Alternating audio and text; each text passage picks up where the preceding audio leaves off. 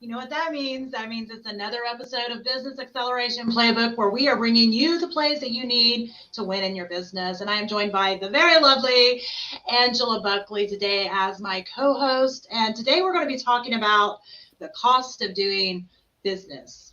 And we were looking for the money, honey, but Angela told me that she's traveling, so she may not be able to make it on here today. If she hops in the back room, I'll add her. Until then, you're going to get us talking about the cost of doing business. But you know what? We do business. We have obviously had to use funds to do that business. So I do feel like we'll still have a pretty good conversation today on that. Angela, first of all, I'm going to let you jump in and let everybody hear your beautiful voice and tell everybody a little bit about yourself. Right. So if you are new to the show, my name is Angela Buckley, and I work with a little consulting group called Creatively Efficient and focus on really leadership development using some of the Lean Six Sigma tools. And that program is called Strength in Nature. And you can find more about that at strengthinnature.com, www.strengthinnature.com. So engineering background with a variety of interests and passions that I bring to the table. You will often hear me talk about Alphorns. And if you want to talk about the cost of doing business with an Alphorn, there's a lot more cost there than there is return on your investment. But that's because we don't talk about the soft savings or the soft rewards associated with the arts and the feedback that it gives back to the community. So we have both sides of the coin there. We can talk about some seriously hard savings, hard costs, and we can talk about soft costs and soft savings, etc. So it'll be interesting to dance around this topic a little bit. I would really love to have the Money Honey join us yet today, but my focus in the corporate world is really saving money. And we talk about cost avoidance, and we talk about hard savings, internal savings, and external savings, how that hits on our books differently.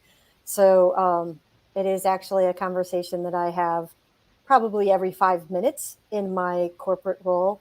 And so I am well prepared to help you talk about that in your entrepreneurial life as well. Which honestly, everybody has probably heard that old saying, a penny saved is a penny earned. And I know my grandpa used to say that all the time because it's true. And even more so now, a penny saved is actually, when you think about taxes and all the things, is actually more than a penny earned.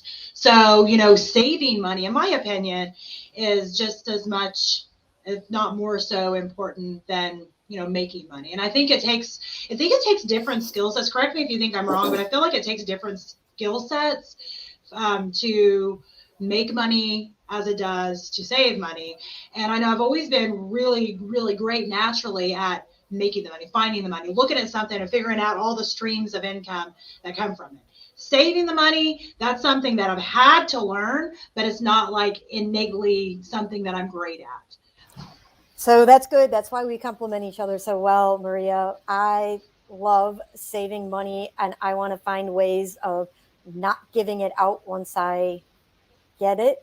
Not to be a hoarder, but I just want to do more with less.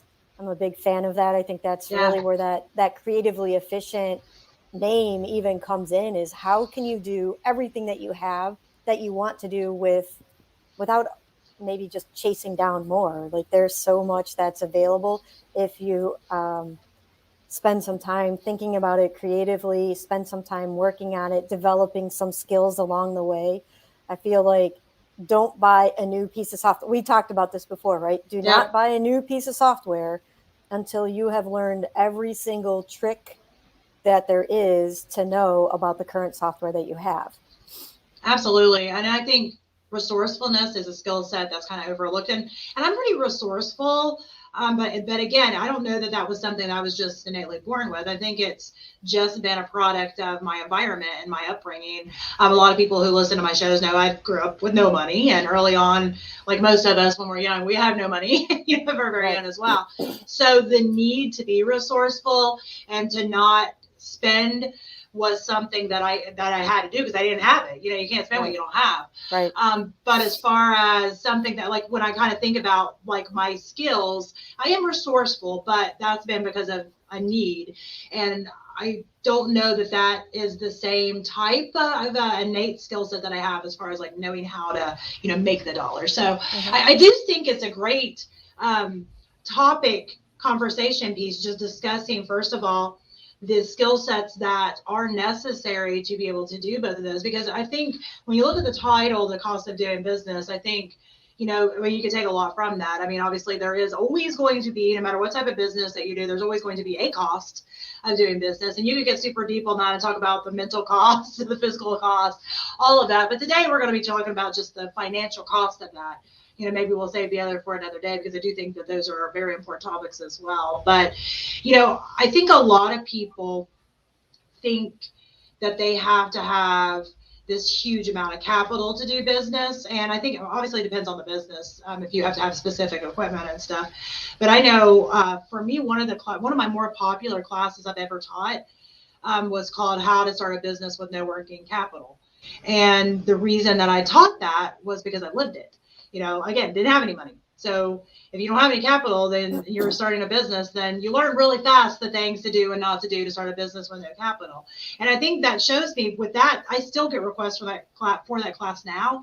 And that only goes to show me that there's a lot of people out there that wasn't born, as they say, with a silver spoon in their mouth, you know, that want to be able to start a business. And I wish the internet had been what it is today when I was younger, because you know, these kids don't realize how good they have it. You can literally start a business with really barely anything now, and that wasn't the fact whenever I was younger. So we talked about this a little bit when Stacy Price was on, and we talked about using the 5S mindset of organizing your finances, right? And so and I believe that we did get that 5S document into the Facebook page, right? It is. So scroll on over to our group right now if you haven't gotten that document, and take a look and just read through what those 5 S's are. And now understand that this is really an organizational tool that we use, frankly, in manufacturing to make sure that we use our tools, get rid of the things we don't need, organize the things that we do have, clean everything up, and make sure that we put everything back in its place so we can find it again. But the mindset and approach associated with that is something that we can use when we're cleaning up our finances. And today, really what we're focusing on is the hard costs that are associated with doing business. So most of the people that we're really targeting in our audience right now are focusing on soft or service as a business model, online projects, right? So the costs of doing business are going to be the costs, things that you literally have to pay out each month. Yep. And when you get started, to your point, Maria, we don't always have as much money in our pocket as we'd like to have. So we know that it's cheaper to do an annual subscription instead of a monthly subscription, but it is often cheaper in the first 3 to 4 months to do a monthly subscription, with the goal in mind that as soon as you have money coming in, you move to an annual subscription, because you'll end up saving somewhere between 10 and 20% typically on your subscriptions. Absolutely. And don't be afraid to ask the company for a free trial. I've done that. If it's a new product I haven't used, I'm not sure if it's going to be valuable, I will actually call up the company and say, hey, I'm thinking about using this for my business. And they usually ask you a few questions, but they'll give you, even if they don't show that they have a trial, a lot of times they'll give you a trial. And I always say, take them up on that, utilize the trial, and figure out if it's something that you think you're going to use. Because I know, I was going to say all, but maybe not all, but I'd say most of us business owners have wasted money on, all these shiny new, products that come out. We were like, oh, I'll definitely use that. That's going to make my life so much easier. And then we buy it, and then it just sits there. And it's really funny. This is terrible. You're going to cringe, especially since you're about saving money. But I figured out when I went to go buy this product that I've had it for like a year and a half. No! I had it for a year and a half. It's just auto billing. Oh, okay. I was like, what the heck? I didn't even realize. And I vaguely, as I sat and thought, I vaguely remembered signing up for a trial. So that's another thing. If they do offer a trial, the whole point of them offering the trial is I'm their ideal customer, right? I'm their ideal customer.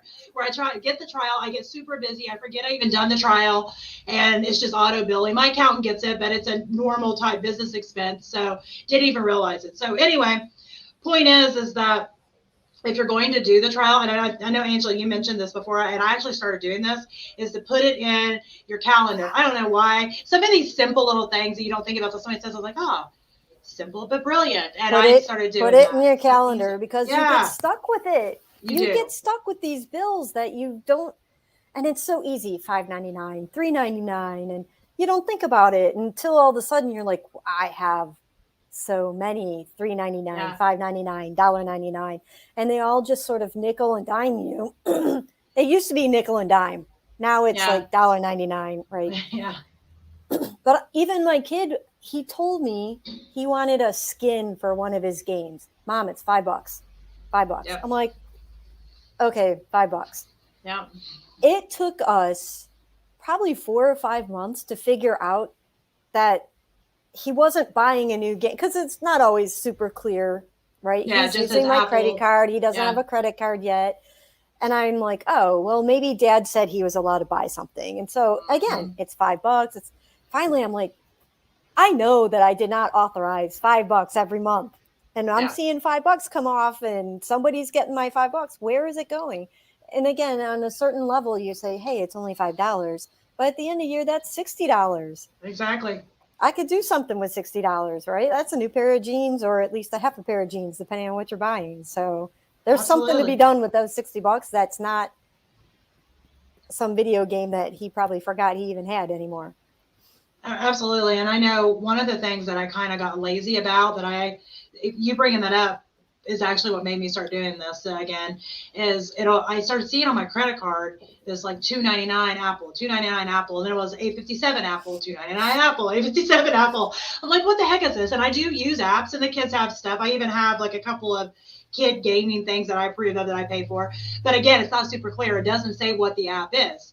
And that's been on my, mental list now for a while. Like I need to get on there and figure out what that is, because we have different devices. We have 10 devices on our account, if that tells you anything. So I'm like, I need to get on there and figure out what that is. So anyway, I'm surprised you only have 10 with so many people I have 10 in the house. Well, I have 2 kids that are moved out now. So we've been dropping people and how that goes. But anyway, I figured out that both of those, I have no idea what they are. It was just something that just keeps getting charged. And I know it's been charged 3 or 4 times at least on that kind of stuff. So I took your idea about scheduling stuff in, and I started making an appointment with myself monthly to sit down and just go over, my credit card stuff, because I go over them for taxes and stuff like that, but I don't make a point to go over them monthly. I don't. And it really, if I do it on a monthly basis, it should only take me 10 or 15 minutes. But it's just, a lot of times those super simple things are the things we have the hardest time doing, because they seem like, that's only going to take 15 minutes. Like, why would I need to do that, type of thing. But they can save so much. And even though, like you were saying, it's not a lot of money, quote unquote, per month. You look at that in a year or 5 years or 10 years, what could you do with that? Could you invest it? Could you, get something else for your business that, so what could you do with it? So yesterday I listened to a webinar from Susie Orman, the personal finance guru, right? And the entire impact there was $5. Start investing, start saving, start getting it to a point where you can do something with it. And we've been working with my son. So he cuts grass, or he does some little money here, little money there. And I don't care if he's putting $10 into the market with Robinhood and with some of the E-Trade things. You can do some smaller market access items that you weren't able to do, right? Like with Robinhood, you can buy fractionals. So you can get a third of a Tesla or something like Yeah. that instead of a $700 Tesla share. But okay, so if he starts now, you don't know, some of these things that he might buy one or two or three of might be worth something down the road. Like, obviously you want to be judicious and think about what that means, but Yeah. we're learning and the tracking of that. So not just, hey, I put some money in, hey, I went and cut the grass and here's $10 that he thinks he's never going to see again. It's becoming a conversation. And there's a lot of really great tools that you can use in order to help develop that financial literacy. Okay, now we're a little bit off track because we're talking about the financial literacy at home, but this applies to our entrepreneurial journey as well, because part of being a business owner is obviously understanding where the money is. And I think many, many people start their entrepreneurial journey because of the passion. Absolutely. And let's be honest, the money's usually coming from the home at the very beginning anyway, so. But learning how to, and I didn't learn, right? I grew up, my dad was a Christian educator and my grandpa was a pastor, and money was always tight because those people are not highly paid individuals. And we didn't learn how to manage money. We didn't. We knew we weren't allowed to spend more than, like, you're never supposed to go into debt. We knew that. But everything else, if you wanted more, you had to figure out how to do more with less. And now we're actively talking about managing money, growing money, developing the skill set surrounding money and ethics of money. Apparently, my light changed. It did. So I have blocked off the motion center. So the lights in the room just went off. That's all right. So, funny. I mean, I think it's a good thing to talk about all of the aspects of money, because they do all kind of build together. They really do. If you have, financial literacy in your home life, chances are you're going to be obviously far more financial savvy in your business life. And I, come from the school of hard knocks on that. I'm like you. I did not grow up learning about it. I learned how to do a basic balancing of a checkbook, but that was it. That was my entire financial education. So I had to learn a lot of the hard way. Oh, that's how that works. Oh, that's how that works. And I feel like I'm always going to be a student of that. It's not something that I, again, innately am just amazing at. Numbers are important, money is important, but it's not something I just really crave to know about. I learn it because it's a necessity within my business. But I think that understanding first of all, what type of business you're in, and also what is it really going to take to get started? What's it going to take to maintain? And I think where I have seen, I experienced this, and I've experienced this with clients, so I know it's not just me, it's ongoing, is that, when I first started my business, I was like, this is going to be great. I'm going out on my own. I'm going to make all this money and it'll be so amazing. And you figure out really fast that you're just like writing yourself checks to cover all this stuff for quite a while. And that was a rude awakening to me, because I had seen, the corporate side of things where it seemed like somehow money just came from everywhere. And, going out on my own, it made sense. Well, you cut out a lot of that stuff and I'm going to get a lot of that money, right? But that's not how it works. Right. So, I think a lot of people, unless they came from a very financial savvy family or, some type of background, they're kind of blinded to that fact that they're going into business and it is going to be a hard crawl, uphill on a stormy day to be able to get to the point where they're able to even start paying themselves, more or less, even probably to the point of making what they were making before they left, their 9-to-5 job. And, I end up having clients that'll come to me even now with that same thing. Well, I ended up leaving because I want to be able to write my own paycheck, right? We hear this. I want to be able to write my own paycheck. Well, me too. There it is, $1.99. Yeah, exactly. But what they don't realize is, that it takes, a good 2 to 3 years to really start having those dollars to be able to pay yourself, because, and this is hard for a lot of people to be able to do. I was lucky enough, I did have other sources of income. Even though I quit my 9-to-5, I had my wellness company for, well, at this point now, like 21 years. So, I always had other income coming in. But when I first started my consulting company, goodness, I couldn't pay myself nothing. I was like taking the money I made over here and being like feeding it back into the business, because it was a hungry baby, right? So, and I think that's a rude awakening for a lot of entrepreneurs and small business owners. And I think that's why it's so important to really talk about, the actual quote unquote cost of doing business. Because I think, and we touched on this, I don't remember which show it was, but about buying all these things. Like, you get excited. Oh, I started my business. Here it is. I got this amazing logo. I'm going to get the shirt, the mug, the pens, all that thing. I did that because I was excited. You dream about this business. You have this business. And again, it's kind of like a newborn baby. What do we do with newborn babies? We buy them 5 pair of shoes that they're not even going to walk in. We buy, we're excited, right? It's the same thing with the business. And if you have the dollars to put into that and not hurt you, fine, whatever. High five. I want to be you. That was not me. I was spending dollars I should not have spent on things that nobody cared about. I doubt anybody's wearing those hoodies that I printed out right now. Did I need those? Absolutely not. Those things can be great marketing pieces if you have the budget for it. But I think a lot of entrepreneurs and small business owners at the beginning, they think that they need, it's almost like they think that that's something they have to do. They have to check that box. I agree with you because I did the same thing. It happens. I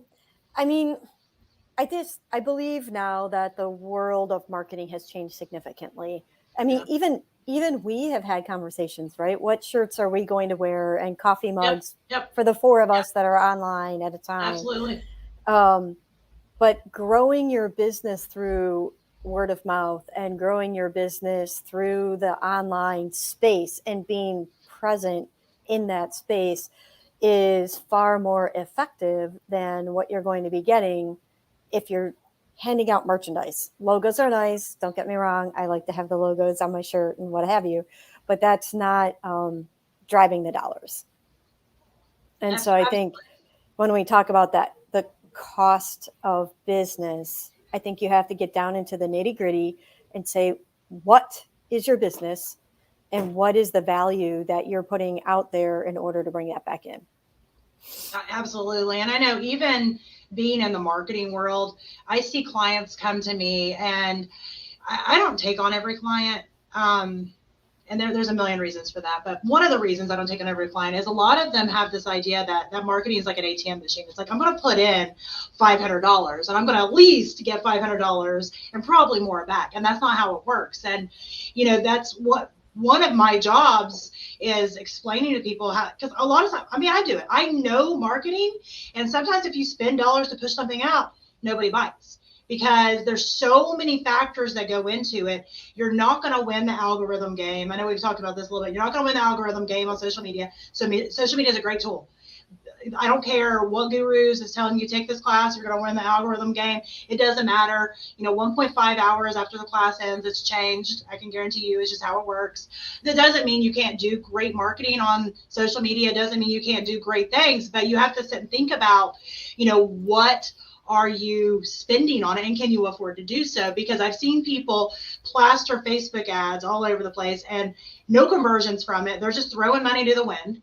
Same thing on Google ads, throw money to the wind. Does that mean that Facebook ads are not good? No, Facebook ads can be great if they're done correctly, right timing, all those things. Google ads, same thing. But I think a lot of times they see that and they're like, oh, okay, well, if I boost this, for X amount of dollars, then I'm going to get so much, because, they see the little thing, oh, it's going to reach, 1,200 to 1,500 people, or whatever the case may be. And, you're seeing dollar signs, but you have to think about, how is this going to convert? And I think talking about conversion rates is something that we talk about a lot in marketing, but really that also goes back to what we're talking about today, which is the cost of doing business, right? How are you converting whatever you're doing, doesn't matter what it is, how is that going to convert into dollars into the business?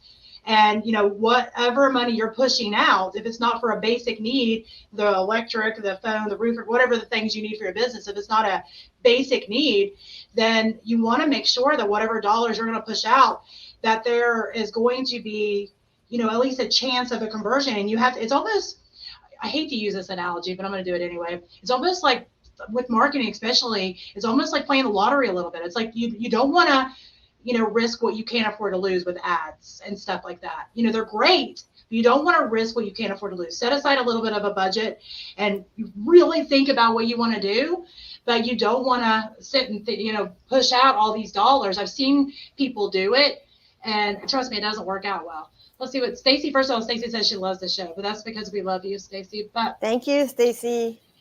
Stacey said products for marketing create a sense of belonging for the visionary, but it's the business execution itself that's going to create the sense of belonging for your customers to your business.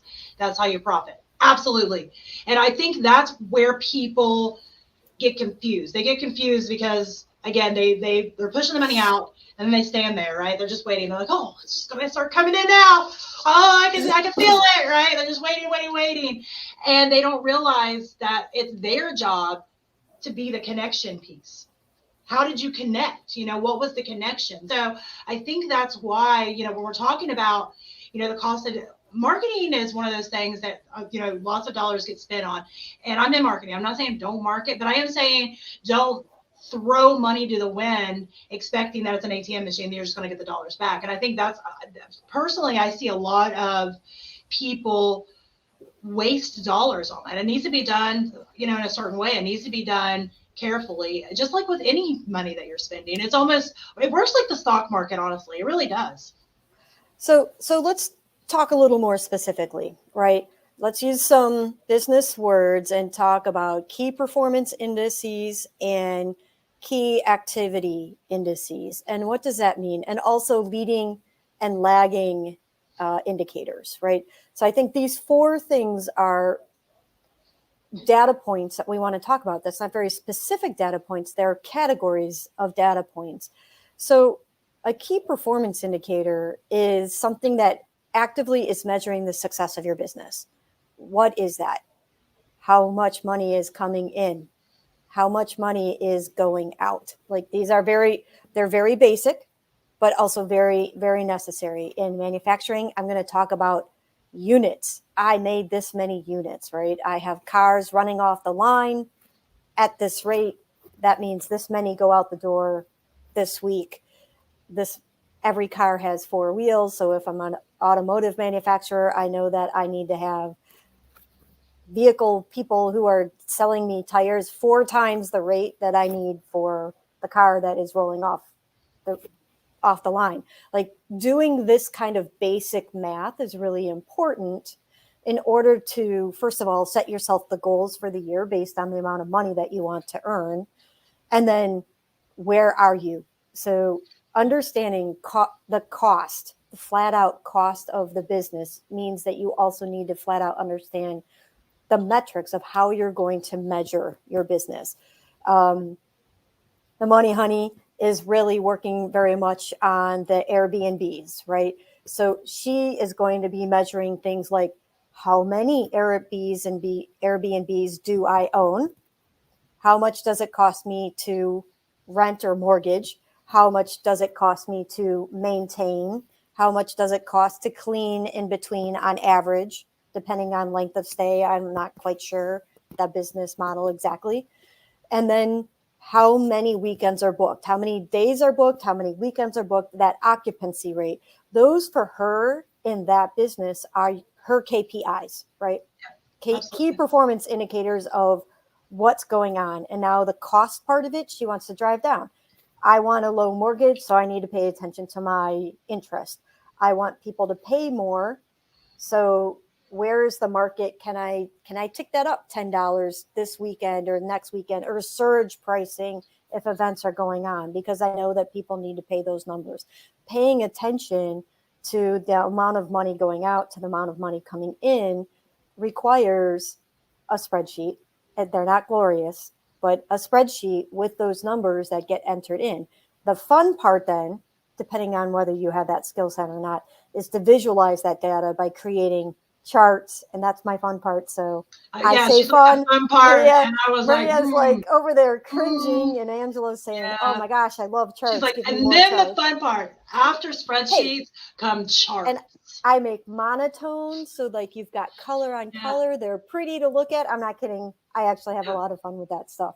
I even have someone in my corporate job who works for me to do those things to make them even better than I do. So it's pretty fun. I get to do the analytics. He does the actual work. Yeah, it's fun. I like it.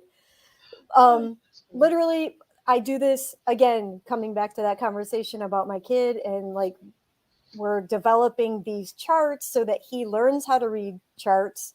He learns how to read tables so that he can see where his money is going. And we are learning on that investment side so that when he gets into the corporate world, he'll be prepared. I wasn't prepared for these things. I had to learn them the hard way. Maybe all of us did. Maybe it's just that the world's changed, but bringing all that in. Okay. So I got all excited about You're charts. excited about charts and I know, spreadsheets. sorry. It's okay. We forgive you. We'll come back. So KPIs, but understanding that you have to measure, you have to write it down, you have to track it in order to be part of a business world so that you can go and say, hey, I want to earn more money and this is how I'm going to earn more money. I understand that I need to drop my costs down. This is how I can, or where, like what's the opportunity to drop the cost down. You can't just say, I feel like I'm paying too much. Yep. You need to understand, here's my cold number. This is what the market in this region has. And Maria's market and my market are not the same. And they are significantly different from what Chanel has to offer, right? Like she is in a completely different market. If we were going to all just talk about real estate. Yeah, no, we're not in the same. Absolutely. I think there's an extra zero in a couple of those difference, right? Oh, yeah. So understanding your market, understanding what your KPIs are, understanding how all of that fits in is one thing. And those are your hard numbers. Now we're going to talk about KAIs, which are your key activities. And those indices are going to say, they're the ones that influence the KPI. How many hours did Angela work on this project? Because I'm not really paying myself, so I consider that KAI, but it could be a K. If I was paying somebody else, it's a KPI because it's a cost. But when it's for myself, it might be a KAI, right? So decide where you want that to go. But understanding that you can drive those things down too as you create systems. The more efficient you are in your systems, if it takes me less time to write a blog post because I have some standard vocabulary that I can cut and paste and just make a few edits at the end. If you want to see this link or see this, or this might interest you over there, I already have those things standardized and written. I can cut and paste, pull them together. Now my blog post takes 45 minutes to write instead of 2 hours. That's a lot of time. If you're paying somebody too. Think about if you're paying somebody to do it. Yep. Having standardized vocabulary to do some of those things. So you use KAIs to influence your KPIs, but people don't care. If you go to the bank and you say, but I can write a blog post in 45 minutes, some of my writer friends might be cringing. And on both sides, the technical writers are like, you can't do anything in 45 minutes. And the copywriters are like, what are you talking about? I can do that in 15. So it depends on what world you're in. Understand that really the whole point is that you're talking about continuous improvement, understanding where you stand and where you need to go and how that influences your cost of business. Because ultimately, especially as an entrepreneur, we need to understand that our time is finite. I would like to believe that my time is infinite.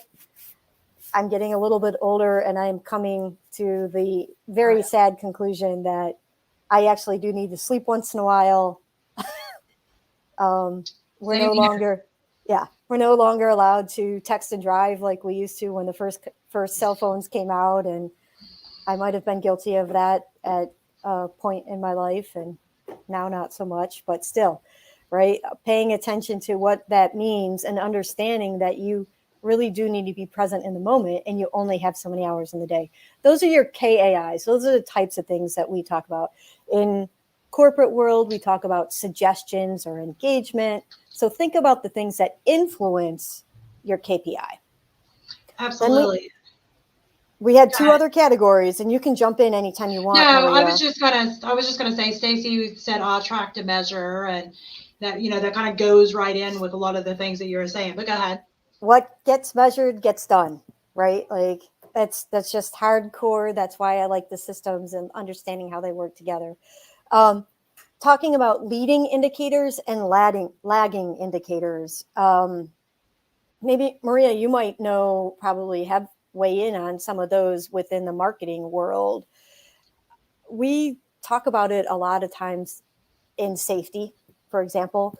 We know that soreness or fatigue is a leading indicator before someone actually gets to an injury, right? So we want to understand, what does heat look like? What does soreness, what do the ergonomics look like, so that we are always I think preventing. you can put that even into any entrepreneurship, because think about it, even with what you were saying before about the KI or KIAs, is we think as entrepreneurs that we need to do all the things, and we have to at the very beginning.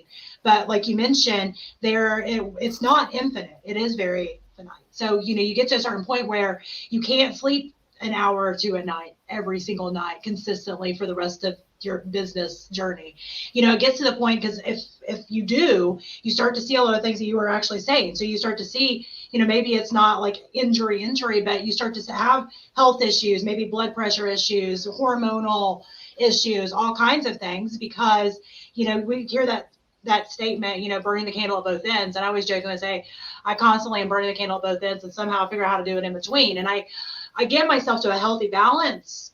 But then, a lot of times I'm an entrepreneur at heart, serial entrepreneur. I love to start new things, and I end up going through the same thing again. I start something new and I'm right back to overworking, under planning, and I have to get myself back to the point of being balanced. And I think that's a lot of what you were talking about. It's true. And what I'm saying is that it's different for every business, which is why you hire a coach to help you identify what those metrics might be, because it's very hard in the beginning, because the first thing you want to do is identify the metrics that fit your business. Then you want to understand what maybe some of the locals are doing, right? Understand your local market. And if you're playing on an international market or in the digital world, you want to understand where you fit in there as well. Not to be intimidated, because niching down is a really important thing, but to understand where you fit and why you fit in there, and then how you can optimize your systems, right? The goal is always to make more money and save more money, right? So that there's more actually in the bank account. Ultimately, the goal is to have a little bit of money in that bank account, and that's how we live our lives, right? So you're not running scared, and that creates a real sense of security, and that security allows you then to be more creative. It allows you to be more present. Yesterday, I blew a tire. I was 5 houses from my house when I blew a tire, but because I had already prepped for the day, most of my work was already clear of what needed to be done. I knew exactly what I was going to miss. I missed one meeting, right? But by the time I got the tow truck and they took care of my vehicle, I was able to obviously walk home, since it's only 5 houses. But because we have a sense of security, because we have some things that I didn't have this when I was in my 20s. I promise you, I would have been like, flip out. Yeah. I was able to do the things. We have the AAA, we have the insurance, and I thankfully have some money in a bank account at this point in my life. I'm annoyed. I had to buy a new tire, but I'm able to do that because I have focused on not spending the extra $5 on the kids' Roblox skin or something like that, So yeah, there you go. That's where my $60 went. A quarter of that went to that tire. See, there you go. Well, but I think planning, right? It does, and planning. And the funny thing is, I know that, and I do great at that more often than not. But again, what happens when we overdo the things that we shouldn't be overdoing, or we try to, my favorite is where I try to save money, wink, wink, by doing it myself. And I spend 3 times the amount of money by doing it myself, and I think that's another thing. Like we've established that Maria is not an accountant. I am not a bookkeeper. I never need to be.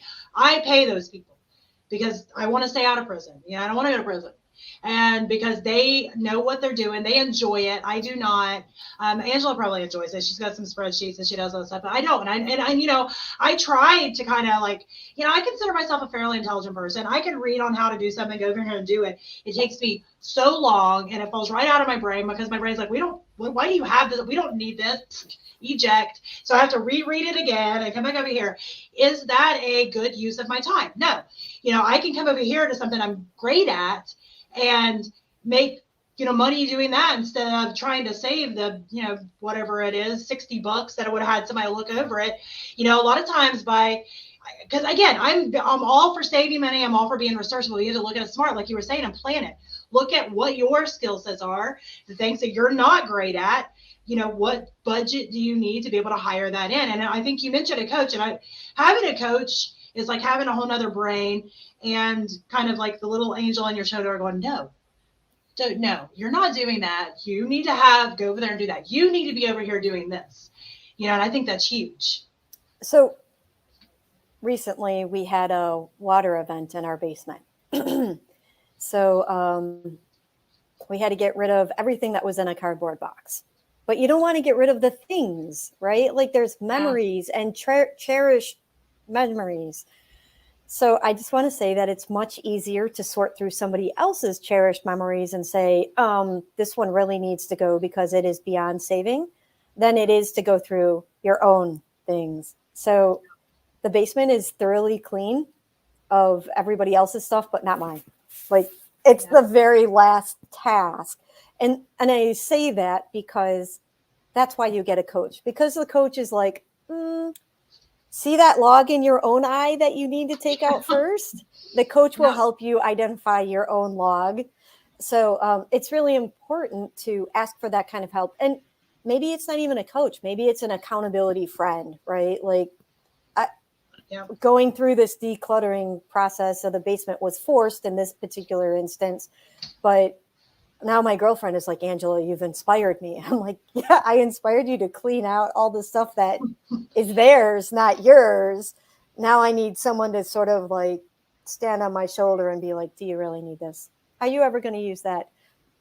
Can you Marie Kondo that and say, does this bring you joy? If it doesn't, spark out the door, right? Like it's harder to do that for yourself. Let a coach help you. You don't always have to do everything 100% yourself. Absolutely. Or, like you said, or a friend, or actually I have people that work with me and actually Stacy's one of them, and she knows when she needs to call me out on my crap and be like, what? No. And Amber that works for me, she's actually here in house, so she gets to see everything all the time. She'll be like, what are you doing? Go in there. You're supposed to be doing that. And I'm fine, stomping in there like a child. But you need those people because it doesn't matter. I can coach somebody else. I can look at somebody else's stuff and be like, oh, that looks so clear because it's like, oh, you need to do this, this, this, and that'll turn into this. And I can see it. But with our own stuff, again, it goes back to what you were saying. It's tied to the emotion. It's tied to, I don't feel like it. It's tied to all these other things that we need somebody else to keep us accountable. And that's just how it goes. And that goes right tied into, again, the cost of doing business, because I can tell you firsthand, it costs a lot to not keep your life straight, to not keep your business straight. And even when you know that, we all have our things. And I've mentioned this about 1,000 times that my thing is I'm addicted to being busy. I love it. Like, ooh, that looks fun. I'm going to try that. I'm going to do that for a while. Not realizing I have, businesses and kids and all the things. And I'm looking at my calendar going, oh, okay, well, and then, before you know it, it's like you're not keeping up with my credit card bill, and I'm getting billed stuff from Apple. And luckily it was $2.99 and $8.57 and not something else, but it could be, and I've lost money that way. I wish I could have all the money that I've lost that way, but just by not paying attention and not kind of doing my own due diligence to say, okay, well, it's not that hard. 15 minutes. I look over my credit card statement. Do I want to do it? No. But, even if I save myself, $2.99, I can do something else with that, right? So I think when you're thinking about cost, there is dollars going out, but much to Angela's point, she's the savings like guru. I guess so. It's more, I just named you that. Money Honey, savings guru. That's fine. Take a nickname. There we go. I think it'd be good. I feel like it needs to be something with charts and spreadsheets, but nothing came to my head. I thought about savings guru. We'll think about that. But point is that you're actually going to save yourself. You might spend 10, 15 minutes, once a month looking over it. And maybe luckily you'll be like, oh, no, everything's good. Check. But you could cause yourself so much headache and lose yourself so much money if you don't.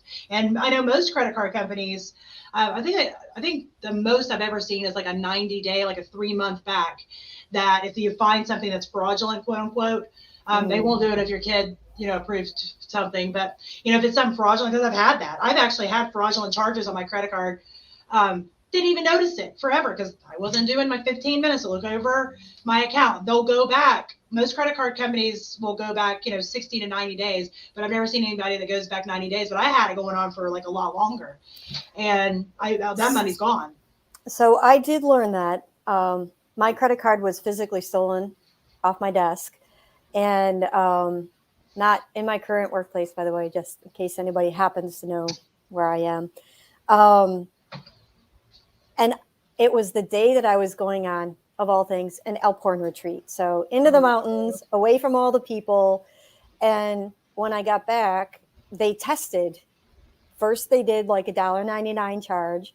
Then there was a $4.67 charge. And then there was like a $200 charge, right? Yeah. So they were testing, but because I was completely out of pocket, I was certainly not checking my credit card. I did not realize it was gone. You don't use credit cards when you're out in the woods. And so it wasn't until I got back that I even realized that it was missing. And then I saw the charges. But I have learned in the conversations with the credit card company that is a common practice, that they individuals who steal physical cards will test it and actually test it over time to see what they can do, to see what their tolerance is before they get caught. So being vigilant does help. I think it's and again, a lot of those things we need to do, like, exercise, even if it's just walking a little bit or drinking enough water, all these things we need to do. For some reason, it could be the hardest things to do because we're busy, all the reasons, right? But I made a commitment to myself, actually put it in my calendar to do that because it's like annoying. I'm proud of you, Maria. I know, I'm proud of myself too. And I'm going to make myself stick to it. And, I did that, I've done that with other things in the past to make myself do it, but it holds me accountable because my team can see my calendar too. So it's like, it holds me accountable because they're like, oh, did you? I'm like, no, but, I think I know we're getting toward the end of the show here. We got about 9 minutes left, but I think when you sit and think about starting a business, right? Again, like we said earlier, you don't have any money. So you definitely don't want to waste money, right? If you're working 60 hours a week to try to get that client in, to make that little bit of money to put into your business, you don't want it falling out the other end on things that are not necessary. And, I think a lot of times we get tired. we're tired and we don't, want to spend the time to take that 10 minutes to do something, but we don't sit and think about that to make that money. We've literally sold hours of our life. Literally. So we were talking about leading indicators and lagging indicators, and in business and in life, these matter. And I can add another spreadsheet because I have a personal life spreadsheet that has KPIs and KPIs that you can brainstorm and fit. But again, the leading indicators are things that show what you're doing, how those impact, and it takes time to develop and understand in your business and in your life which ones are the right indicators. So at the beginning, I say track a little bit more than you want to, track quite a few things. And then once you identify where those relationships are, if this one tracks up and that KPI tracks up, then maybe those are related. So you have to be careful and cautious about that. And a lagging indicator, it's too late. Like, for example, when we talk about what's happened in the marketplace, if you're investing in your stocks, it's already happened. By the time you know the numbers, it's already happened. That's lag. You can't affect that, right? So what you really want to understand, if you're measuring something that is going to help you influence your KPI, or if it's simply a reactionary thing. And that's the difference between a leading indicator and a lagging indicator. So for me, and on a personal level, I like to track my weight. I know other people don't really like to track weight, but I like to track my weight because of the racing that I do. Yeah. It makes a big difference for sure. I know exactly where I'm supposed to be at what time in my season based on the race distances I'm participating in. I realize that's a lot more data than most people care to think about, but it works for me. Yeah. And one of the things that I do have a challenge with, because I have such a long commute and I do have a sedentary day job, is eating enough vegetables. And when I'm cold, I don't like to eat vegetables, but I still need those vegetables. And if I don't eat enough vegetables, like get the regular serving, I have weight gain.